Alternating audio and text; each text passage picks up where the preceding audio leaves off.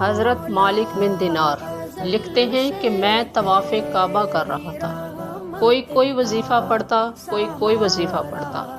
میں نے ایک نوجوان کو دیکھا کہ وہ ہر چکر پر درود پاک پڑھ رہا تھا۔ میں نے اس کا ہاتھ تھاما۔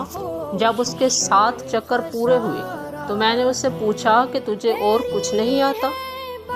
اس نے کہا کہ الحمدللہ سے لے کر والناس تک سارا قرآن یاد ہے۔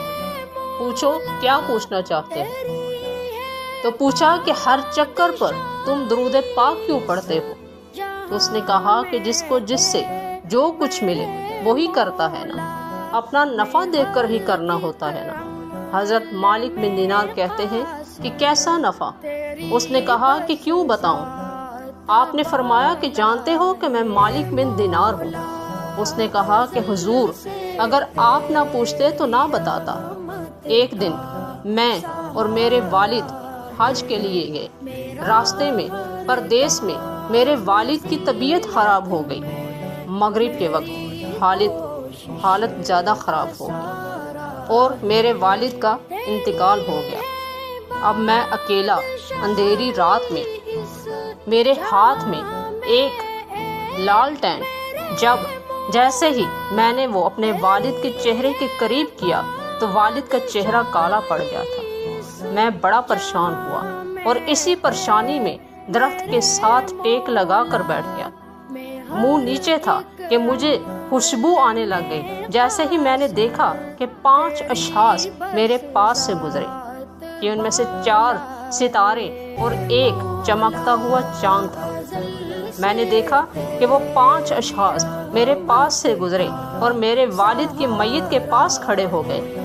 ان میں سے ایک نورانی مکھڑے والے میرے والد کے چہرے سے کپڑا ہٹایا اور میرے والد کے چہرے پر اپنا ہاتھ پھیرا۔ میرے والد کا چہرہ سفید چمکدار ہو گیا۔ میں بڑا حیران ہوا۔ اب جیسے ہی وہ واپس پلٹے تو میں نے اس نورانی مکھڑے والے کے قدموں میں سے لپٹ گیا اور پوچھا کہ اس دکھ میں اور تکلیف میں آنے والوں آپ کون ہو؟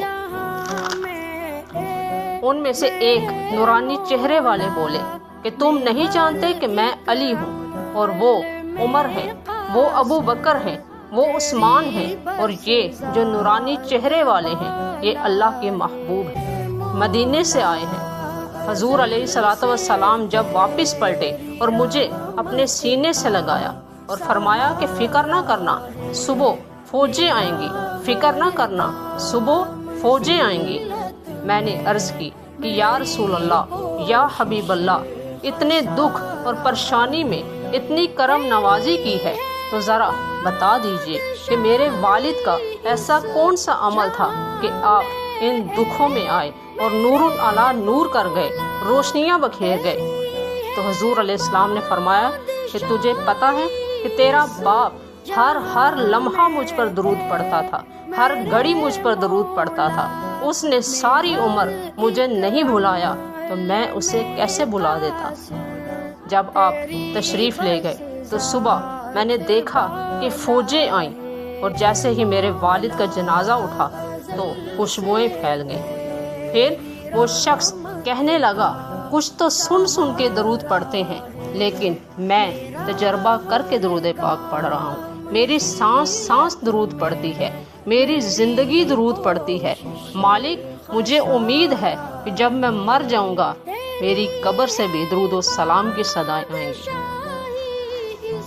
نبی کا نام جب میرے لبوں پر رقص کرتا ہے، لہو بھی میری شریانوں کے اندر رقص کرتا ہے، اور میری بے چین آنکھوں میں وہ جب تشریف لاتے ہیں تصور ان کے دامن سے لپٹ کر رقص کرتا ہے، اور صحرا میں بھی پانی پلا دیتے ہیں پیاسوں کو، اور صحرا میں بھی پانی پلا دیتے ہیں پیاسوں کو، کہ ان کی انگلیوں میں بھی سمندر رقص کرتا ہے، کہ ان کی انگلیوں میں بھی سمندر رقص کرتا ہے۔